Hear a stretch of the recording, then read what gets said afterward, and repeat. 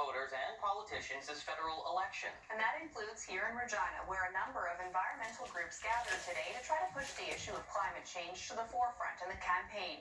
They rallied in Victoria Park over the noon hour, demanding emergency action. The organizations are calling for a moratorium on fossil fuel expansion. They hope their event will remind politicians of the need for action on climate change. We need well-thought-out plans that can be implemented immediately that look after all aspects of society. Climate change impacts all areas of our life, and we need an interconnected plan to move forward. And I don't see any political party having this plan, and it's desperately what is needed right now. The groups behind the rally say voting on September 20th is the first step towards climate change action. And the similar gatherings were held across Canada, including Calgary, where data from Environment Canada shows that Calgary saw its warmest summer on record this year.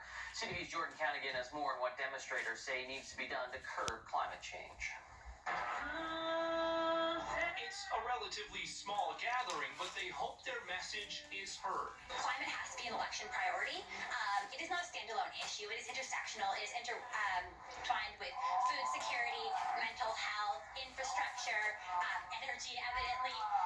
So climate is woven into everything we do.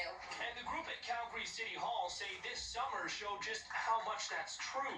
Calgary and area experienced significant wildfire smoke, drought-like conditions, and high temperatures. When it comes to weather and climate, the most important thing to know is that your weather is your mood, your climate is your personality. And it is safe to say that from a personality perspective, we're seeing that temper start to flare a little. Records have been kept since 1885, but never has June, July, and August been hotter in the city. Environment Canada saying Calgary's average summer temperature was 17.7 degrees. The long-term average is 15.6. And you look back at the last 20 years or so, and that's where you're going to find most of our warmest summers on record. And that does point to a warming climate.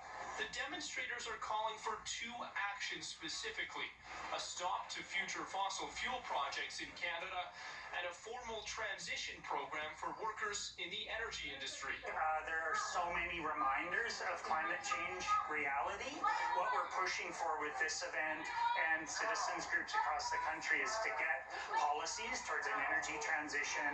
And they're hoping climate change becomes a key issue in this week's federal leadership debates and into Alberta's municipal election in October. Jordan Canagan, CTV News, Calgary.